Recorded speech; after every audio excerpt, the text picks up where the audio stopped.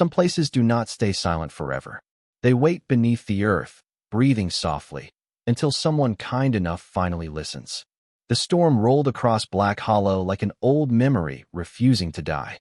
Snow drifted through the pine trees in slow spirals, silver beneath the weak glow of the moon, while the wind pushed against the mountains with a hollow sound that seemed almost human. Elias Mercer tightened his flannel jacket as he stepped out onto the porch of the cabin, boots creaking against frozen wood. The old place stood alone on the hill, surrounded by miles of dark forest and broken stone fences swallowed long ago by weeds and snow. Most people in town avoided this side of the valley after sunset. Elias understood why now. Even the silence here felt different. Heavy. Listening.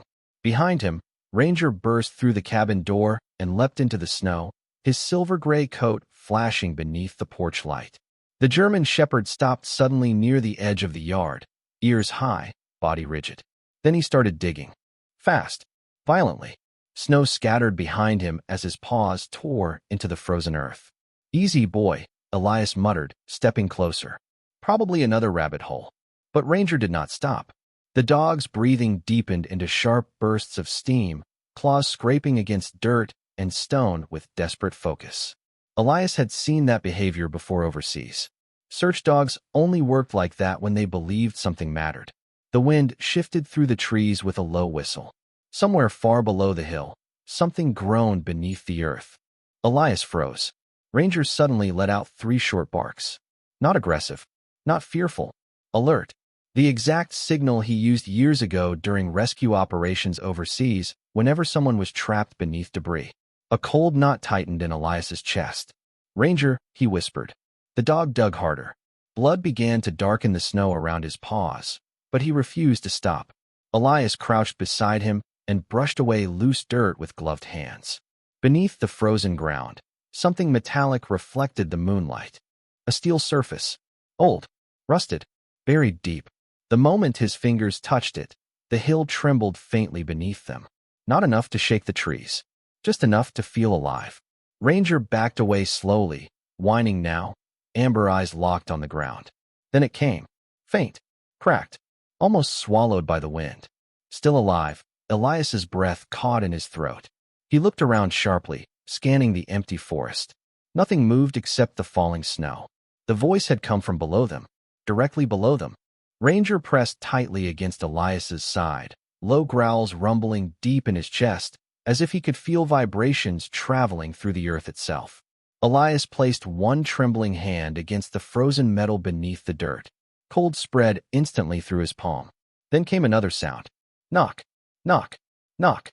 3 slow taps from somewhere underneath the hill. The porch light behind them flickered once. Twice. Then darkness swallowed the cabin entirely. For a long moment neither man nor dog moved. Only the wind spoke through the pines above Black Hollow, carrying with it the strange feeling that something beneath the hill had finally awakened after waiting a very, very long time. The lights inside the cabin never came back on that night. Elias sat beside the cold fireplace wrapped in an old army blanket while the storm drifted across Black Hollow in restless waves of snow and wind. Ranger refused to leave the front door. The German shepherd lay stiff and alert against the wooden floorboards, ears twitching at sounds too deep for human hearing. Every few minutes he lifted his head toward the hill outside and released a low, uneasy breath. Elias tried convincing himself the voice had been nothing more than the wind moving through buried pipes or broken stone beneath the property. The mind could play strange tricks in lonely places. He knew that better than most. Afghanistan had taught him how silence could twist itself into memories if a man stayed alone long enough. Still, the sound of those 3 knocks beneath the earth lingered inside him like an unfinished sentence. Near midnight, he rose from the chair and stepped toward the kitchen sink. The cabin smelled of wet pine wood, dust, and the faint metallic scent that drifted through the walls whenever the temperature dropped. He splashed cold water across his face and stared at his reflection in the dark window above the sink. 40 years old, tired gray eyes, silver beginning to creep into his dark hair, a face worn down more by memory than time. Ranger suddenly stood. The dog's nails clicked sharply across the floor as he moved toward the hallway leading deeper into the cabin. His body had gone rigid again. Elias followed slowly. "What is it, boy?" Ranger stopped beside the far wall near the bedroom door. Then he pressed his nose against the wood and listened. Completely still. Elias heard nothing at first, only wind scraping branches against the roof. Then came a faint vibration beneath his boots. Soft, rhythmic, like an old engine struggling somewhere far underground. Ranger let out a quiet whine and scratched once against the wall. Elias frowned. Earlier that evening, he had assumed the buried metal outside was some forgotten septic cover or abandoned mining equipment. But now the vibrations felt connected to the cabin itself, as though something beneath the hill stretched farther than he realized. He grabbed the old lantern from the kitchen counter and knelt beside the wall. The wood paneling was warped with age, stained dark from decades of mountain winters. When he pressed his palm against it, the vibration became clearer, steady pulses beneath the structure. Alive in a way machinery should not have been. Ranger turned suddenly toward the bedroom closet and barked once. Elias opened the narrow door carefully. Inside hung only dust-covered shelves and a rusted shovel left by the previous owner. But the floor beneath the closet looked different. Cleaner somehow, less worn than the surrounding wood. He lowered the lantern. Thin scratches marked the floorboards in long, uneven lines, as if something heavy had once been dragged across them many times. Ranger pawed the ground urgently. Elias slid the shelves aside with a harsh groan of wood against wood. Beneath them, he found a circular iron handle embedded directly into the floor. His heartbeat slowed. The lantern flame trembled softly in the darkness. "No way," he whispered. He wrapped both hands around the freezing metal and pulled. At first nothing moved. Then somewhere below the cabin, hidden deep beneath layers of earth and timber, gears shifted with a heavy, ancient groan. Dust drifted from the ceiling beams. Ranger backed away slowly, ears pinned flat now. A narrow seam appeared in the floorboards. Cold air rushed upward through the opening, carrying the smell of damp concrete, rusted steel, and something older Elias could not place. Then from the darkness below came the faint crackle of static. A radio. Weak. Broken. Barely alive. And through the static, almost impossible to hear, a child's voice whispered softly into the dark. "Did they finally come back for us?" The voice disappeared so completely that for a moment Elias wondered if exhaustion had finally broken something inside his mind. The cabin stood silent again except for the slow groan of winter wind brushing across the roof. Yet the opening beneath the closet remained there, breathing cold air into the room like the lungs of something buried and sleeping far below Black Hollow. Ranger stared into the darkness without blinking. The dog's ears twitched constantly, as though dozens of distant sounds echoed upward through the shaft beneath them. Elias lowered the lantern closer to the opening. A narrow metal ladder descended into darkness deeper than the lantern light could reach. Moisture clung to the steel rungs, reflecting pale gold beneath the shaking flame. Somewhere below, water dripped slowly in uneven rhythm. Drip. Pause. Drip. The old radio crackled once more. Then silence. Elias swallowed hard and looked toward the front windows where snow drifted sideways through the night. He could still leave. Drive back down the mountain before dawn. Forget the voices. Forget the hill. But deep inside, beneath years of exhaustion and old warm memories, another feeling had already taken hold. Curiosity. The same dangerous instinct that once drove him to search collapsed buildings long after everyone else gave up hope. Ranger stepped forward first. Slowly, carefully. The German shepherd placed one paw onto the top rung of the ladder and looked back over his shoulder. Waiting. Elias gave a quiet breath of disbelief. "You always did have terrible timing, buddy." He grabbed the lantern and climbed down after him. The temperature dropped immediately. The deeper they descended, the colder the air became until each breath floated pale before Elias's face. The shaft walls were reinforced with old concrete stained dark from decades underground. Rusted pipes ran along the ceiling overhead, some wrapped in brittle insulation hanging loose like dead vines. Ranger moved silently ahead, nails clicking softly against the metal rungs. 50 feet below the cabin floor, the ladder ended at a narrow corridor stretching into darkness. Elias stepped carefully onto solid ground. Dust coated the concrete floor untouched except for faint tracks that looked almost erased by time. The lantern light flickered across faded warning signs bolted to the walls. Civil Defense Shelter. Authorized personnel only. property of Black Hollow County. Elias stared at the signs in silence. Cold War era. 1950s maybe. He had seen abandoned bunkers before out west, but never one hidden directly beneath a private cabin. Ranger walked farther down the corridor before stopping suddenly beside a row of old electrical panels. A soft hum vibrated through the walls. Impossible. Elias moved closer and pressed one hand against the metal.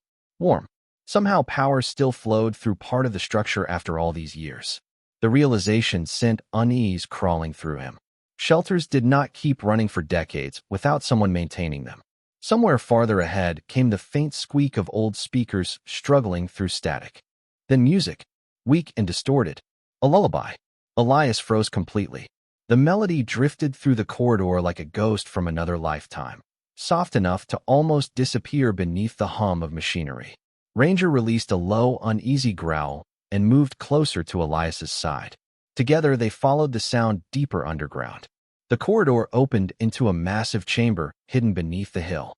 Elias lifted the lantern slowly. Rows of rusted bunk beds stretched across the room beneath hanging pipes and cracked fluorescent lights.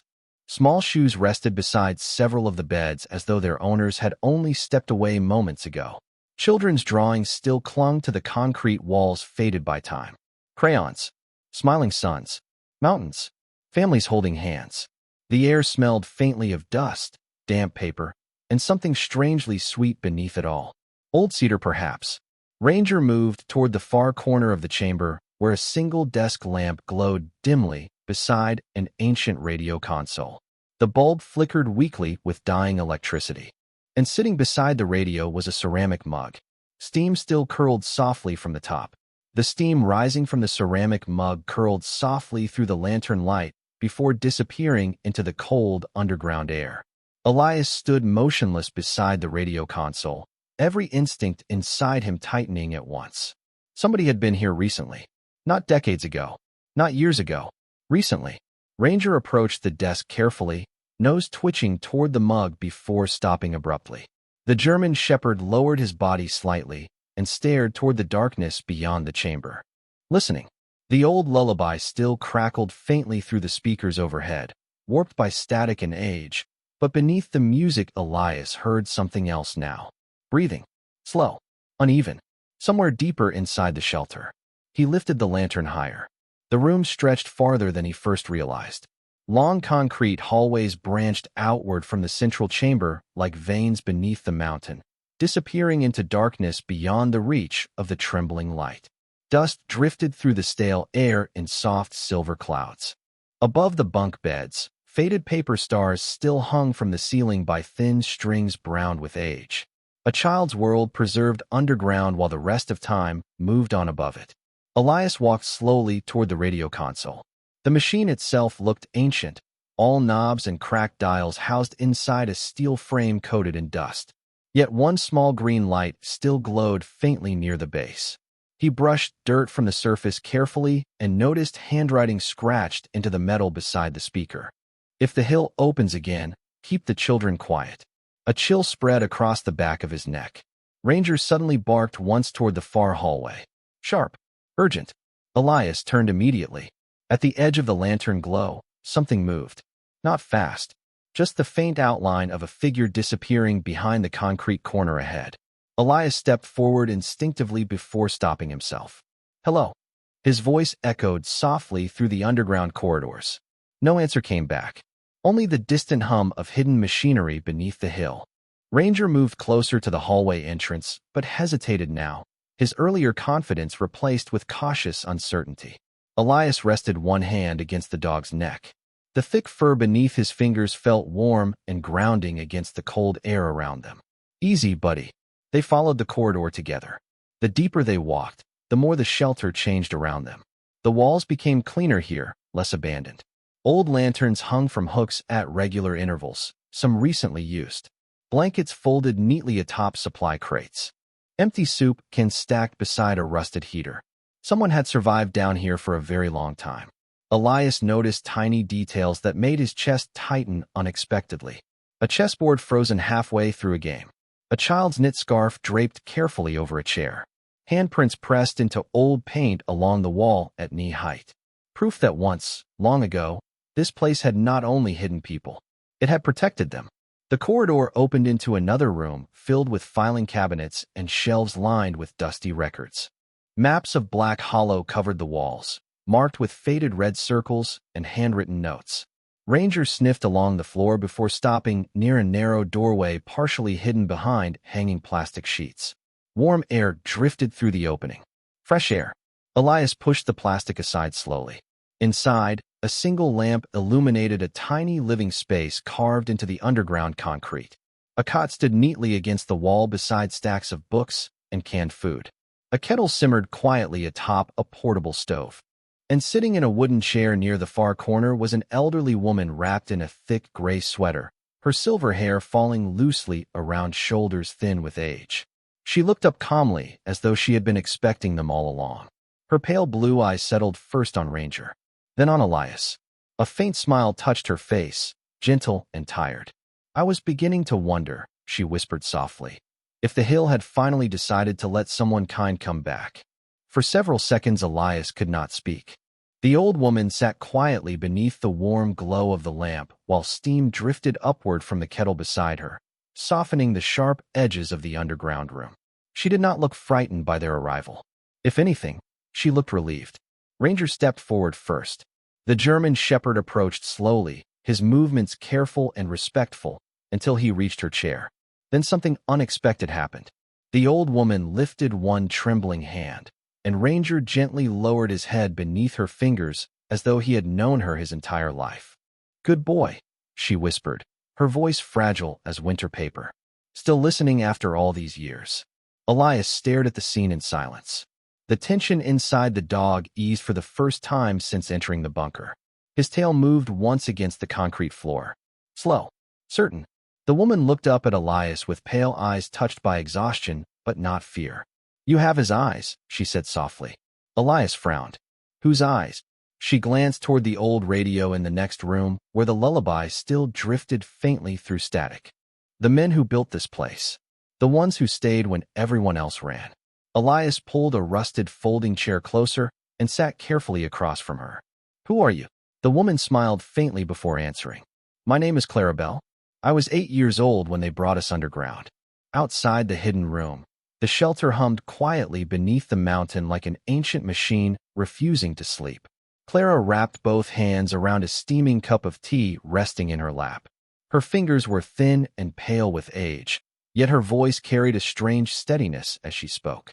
She explained that Black Hollow had once hidden a massive underground sanctuary built during the Cold War. Officially, it was designed as an emergency fallout shelter. Unofficially, it became something else entirely. A refuge for children displaced by disasters, mine collapses, and families that disappeared during the harsh winters in the mountains. "People up above stopped talking about this place after the cave-in," Clara said quietly. "The town wanted to forget." Elias listened carefully while Ranger curled beside the old heater near Clara's chair. The dog's amber eyes never left her face. "There was a collapse?" Elias asked. Clara nodded slowly. "Spring of 1959. A section of the lower tunnels gave way during a storm. The county sealed the entrances after that." Her eyes drifted toward the concrete walls surrounding them. Most believed everyone underground had died. A long silence settled over the room. Elias looked around again at the shelves, the blankets, the carefully repaired equipment that had somehow kept Clara alive for decades beneath the hill. "But you survived." Clara smiled sadly. "Not alone." She pointed toward the hallway outside the room. "There were others once. Engineers, nurses, volunteers, good people." Her expression softened with memory. They believed kindness mattered even when the world became frightened. The shelter lights flickered softly overhead. Somewhere deep beneath the mountain came another distant vibration, low and rhythmic. Elias felt it through the soles of his boots now. Clara noticed his reaction immediately. "The hill does that when storms come," she whispered, almost like it remembers. Ranger suddenly lifted his head toward the ceiling. His ears twitched sharply. Elias heard it a second later. Footsteps, faint but unmistakable somewhere deeper inside the underground corridors. Clara's expression changed instantly. Not fear exactly. Worry. She set her tea down carefully. "You should not be here tonight," she said softly. Not until you understand what still lives beneath Black Hollow. The lights flickered once more. Then somewhere beyond the darkened hallways, an old metal door slowly creaked open. The sound of the metal door echoed through the underground corridors with the slow, aching groan of something untouched for many years. Elias rose from the folding chair immediately. Ranger was already standing beside him, body tense, ears pointed toward the darkness beyond Clara's room. The old woman remained seated near the heater, but her eyes carried the quiet sadness of someone who had heard that sound too many times before. "It only opens during storms," she whispered softly. "The hill shifts when the ground freezes." Elias picked up the lantern again. Its golden light trembled across the concrete walls as another distant vibration rolled beneath the shelter floor. Somewhere above them, the winter storm deepened over Black Hollow, wrapping the mountain in snow and silence. "What is behind that door?" he asked. Clara looked toward the hallway. For several seconds, she did not answer. Then she spoke so quietly Elias almost missed it. "The part they tried hardest to bury." Ranger released a low growl and stepped into the corridor. Elias followed carefully. The farther they moved from Clara's small living quarters, the colder the shelter became. Frost-coated sections of the pipes overhead now, sparkling faintly beneath the lantern glow. The old lullaby had finally stopped playing through the speakers, leaving only the hum of distant generators and the soft drip of underground water echoing through the tunnels. They reached the heavy steel door at the far end of the corridor. It stood partially open now, revealing darkness beyond. The words painted across its rusted surface had faded badly with time, but Elias could still read them. "Lower East Wing. Restricted access." Ranger paused at the doorway, sniffing the air cautiously. Then the German shepherd stepped inside. Elias followed slowly. The room beyond was enormous, larger than the central shelter chamber. Rows of filing cabinets stretched into darkness beside stacks of wooden crates stamped with government markings from the 1950s. Thick dust covered everything except for a narrow path winding through the room toward another doorway on the far side. Somebody had been walking here recently. Elias lowered beside one of the crates and brushed away the dust with his sleeve. "Child evacuation records. Black Hollow County." His chest tightened unexpectedly. Clara had told the truth. This place had not simply been a bunker. It had been a sanctuary. He opened the crate carefully. Inside lay hundreds of folders tied with faded blue ribbons. Names, birth certificates, family photographs, handwritten notes from parents begging the shelter workers to protect their children during the disasters and mine collapses that once haunted the valley. Ranger barked softly near the far wall. Elias turned. The dog stood beside a large map mounted across cracked concrete. Black Hollow spread across the paper in faded lines and symbols. But beneath the town map was another network entirely. Underground tunnels. Miles of them, extending far beneath the mountain and surrounding forests. Elias stared in disbelief. The shelter beneath his cabin was only one small section of something far larger hidden below the valley. His eyes moved towards several red circles marked deeper within the tunnels. Beside one of them someone had written in hurried ink, "Keep sealed. Do not move the children again." A sudden burst of static exploded from an old speaker overhead, making Elias flinch. Then came a voice. Weak. Distorted. Male. "If anyone finds this recording, please do not let the town destroy the lower sanctuary." The recording crackled violently before continuing. "There are still survivors below the east tunnels. We lost contact after the collapse. God forgive us, we ran out of time." Silence followed. Ranger slowly backed away from the map, tail low now. Elias felt the weight of the mountain pressing above them. Thousands of tons of frozen earth hiding secrets forgotten for generations. Then from somewhere deep beyond the east tunnels came a faint sound drifting upward through the darkness. Children laughing softly. The laughter drifted through the underground tunnels so softly that Elias almost believed the mountain itself was remembering children long gone. Ranger stood perfectly still beside him, ears raised high toward the darkness beyond the east wing. The German shepherd did not bark this time. He simply listened with the focused stillness of an animal sensing something humans had forgotten how to hear. Elias tightened his grip on the lantern and looked once more at the faded warning written across the map. "Keep sealed." A cold unease settled deep inside him. Yet beneath the unease lived something else now. Sorrow. Whoever built this place had not buried secrets beneath Black Hollow out of greed or cruelty. They had buried people, memories, hope. He followed the narrow path deeper into the east tunnels while Ranger moved slightly ahead, paused silent against the concrete floor. The farther they walked, the older the shelter became. Ceiling pipes sagged overhead beneath heavy frost. Sections of the walls had cracked long ago, allowing tree roots to snake downward through the concrete like veins reaching into forgotten earth. The air smelled of damp stone and cedar rot. Somewhere ahead, a faint golden light flickered weakly in the darkness. Elias slowed. "Do you see that?" Ranger let out a quiet breath through his nose, but never took his eyes off the light ahead. They rounded the next corner carefully and entered a smaller chamber partially hidden behind a collapsed section of tunnel wall. Elias lifted the lantern higher. His breath caught instantly. The room looked untouched by time.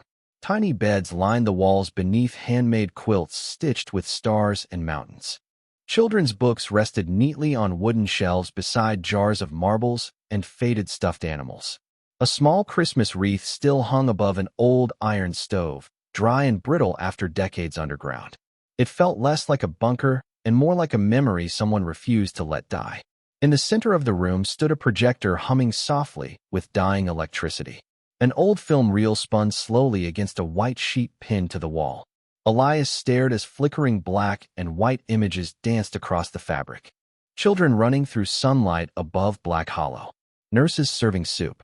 Men unloading supplies into the shelter during winter storms. The images carried the warmth of ordinary moments preserved against darkness. Ranger approached the projector carefully before stopping near a rocking chair in the corner. The chair moved gently on its own. Back and forth, back and forth. Elias felt every hair rise along his arms. Then he noticed the cassette recorder resting beside the chair, the tape inside still turning. He crouched beside it slowly and pressed one trembling finger against the play button. Static crackled through the speaker. Then a man's tired voice filled the room. "If this tape is found, then Clara survived." Elias looked toward the darkness behind him instinctively. The voice continued. "My name is Dr. Henry Bell. We built this sanctuary after the collapse because the county stopped searching for the missing children too soon. Too many families were left with silence instead of answers." The recording trembled beneath waves of static. The storms kept getting worse. Supplies disappeared. People above ground became afraid of what lived beneath the mountain. Elias listened without moving. Ranger rested beside the rocking chair now, unusually calm. "If Clara is still alive," the doctor whispered through the tape, "tell her the hill never cursed us. It protected us. Some places hold grief so gently that they become sacred." The tape clicked softly as it ended. Silence returned to the chamber except for the distant hum beneath the earth. Elias lowered his eyes toward the floorboards beneath the rocking chair. Scratched into the wood were dozens of tiny names written carefully by children's hands. And at the very bottom, freshly carved into the dust beside them, was one final message. "Thank you for coming back." The message carved into the floor remained in Elias's mind long after he and Ranger left the children's chamber behind. "Thank you for coming back." The words felt less like a mystery now and more like a hand reaching carefully across time. Somewhere above them, dawn slowly approached beyond the frozen mountain, but underground the shelter remained suspended in its own quiet world where clocks no longer mattered. Elias followed Ranger back through the east tunnels toward Clara's room, carrying the old cassette recorder beneath one arm. The German shepherd moved differently now, less tense, almost purposeful, as though the hill itself had accepted their presence. When they returned, Clara sat beside the heater wrapped in a wool blanket, her eyes closed softly while the kettle simmered nearby. She opened them the moment Ranger entered. The old woman smiled faintly. "You found Henry." Elias placed the recorder gently onto the table beside her. Clara touched the machine with trembling fingers as though greeting an old friend after many years apart. Tears glimmered quietly in her pale blue eyes, but her smile never faded. "He used to play piano for the children during storms," she whispered. Said music helped fear lose its voice. Elias sat across from her, while Ranger rested near the heater, finally relaxed enough to close his eyes. The underground shelter hummed softly around them like a sleeping heart beneath the mountain. "Why stay here all these years?" Elias asked quietly. Clara looked toward the ceiling as if she could see through layers of earth and snow to the town resting above. Because somebody had to remember them. She explained that after the collapse in 1959, the county sealed the shelter and buried the records to avoid panic. Families were told the missing children had not survived the disaster. But several workers stayed underground long after the entrances closed, protecting the survivors and preserving the sanctuary, while Black Hollow slowly forgot what lay beneath the hill. People fear what reminds them of grief, Clara said softly. So they buried the grief instead. Her words settled heavily inside Elias. He understood that kind of silence. Veterans carried it too. Entire lives spent pretending certain memories no longer existed because remembering hurt too deeply. Clara reached beneath the table and pulled out a small rusted key attached to a faded blue ribbon. There is one final room below the sanctuary, she said. Henry wanted it opened only if someone trustworthy ever returned. Elias hesitated before taking the key. The metal felt surprisingly warm against his palm. Clara pointed toward a narrow staircase hidden behind shelves near the back wall. The lower archive. Ranger stood immediately the moment Elias rose. Together they descended the staircase deeper beneath Black Hollow than Elias thought possible. The air grew strangely warm as they moved downward. At the bottom waited another steel door untouched by rust. Above it someone had carved a single sentence into the concrete. Kindness must outlive fear. Elias unlocked the door slowly. Warm golden light spilled outward across the stairs. Inside, the archive looked nothing like the rest of the shelter. Shelves lined with perfectly preserved documents filled the room beside old photographs, journals, maps, and sealed metal boxes. A hidden history protected beneath the mountain for nearly 70 years. At the center of the room stood a large wooden table covered with blueprints and legal records. Elias stepped closer in disbelief. Land deeds, trust accounts, property ownership forms tied to the entire Black Hollow Valley. Henry Bell and the sanctuary workers had quietly purchased abandoned land for decades through hidden donations and anonymous trusts. The fortune beneath the mountain belonged not to the county, not to the town. It belonged to the sanctuary and the children it once protected. Ranger suddenly walked toward the far wall, where sunlight streamed faintly through a narrow crack in the stone. Morning had finally arrived above ground. And for the first time in many years, Black Hollow was no longer keeping its secrets alone. Spring arrived slowly in Black Hollow that year. Snow melted from the mountain in silver streams that wound through the pine forests and down into the valley, carrying away the long silence winter had buried beneath the hill. The people of the town still spoke quietly about the discovery beneath Elias Mercer's cabin. Reporters came for a while. County officials arrived with folders and cameras and careful questions. Historians uncovered records, thought lost forever. Families who had spent generations believing their children vanished without answers finally learned the truth hidden beneath the mountain all those years. But after the noise faded, what remained was something gentler, something quieter. Elias stood on the porch of the old cabin one early morning watching sunlight spill across the valley while Ranger rested beside him beneath the warming breeze. The German shepherd had changed since the winter storm. The restless tension inside him was gone now. No more sudden growls in the middle of the night. No more frantic digging beneath frozen earth. Sometimes he simply sat facing the hills with calm amber eyes as though listening to distant voices finally at peace. Below the cabin, workers carefully restored sections of the underground sanctuary with Clara's guidance. The old woman moved slowly now, wrapped in thick cardigans against the mountain air, but her spirit carried a quiet strength that filled every room she entered. Children from nearby towns visited the shelter each weekend alongside veterans and volunteers helping preserve the hidden history beneath Black Hollow. The county converted the sanctuary into a memorial and healing center for displaced families, rescue workers, and military veterans struggling to rebuild their lives after loss. Elias never expected to become part of any of it. For years he had drifted from town to town, believing the world no longer held a place meant for him. Yet somehow the hill had changed that. Maybe because some broken places recognize broken people and decide not to let them stay lost forever. One afternoon, Clara handed Elias a weathered envelope tied with faded blue ribbon.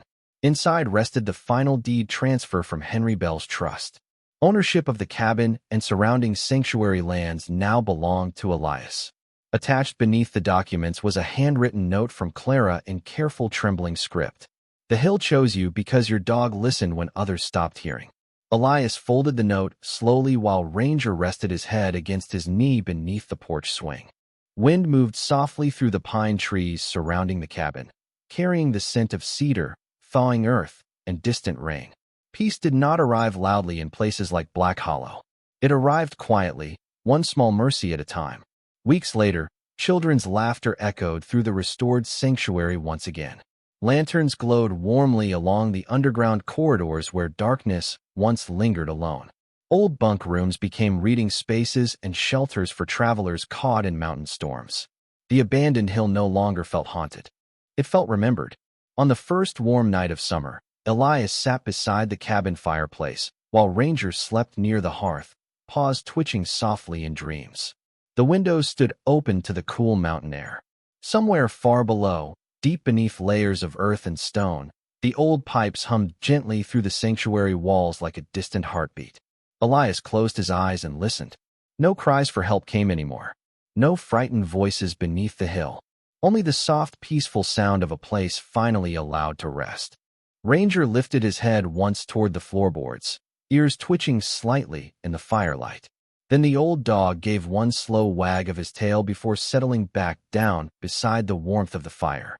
Outside, wind moved through Black Hollow in long, quiet waves beneath the stars, and for the first time in many years, the mountain no longer sounded lonely.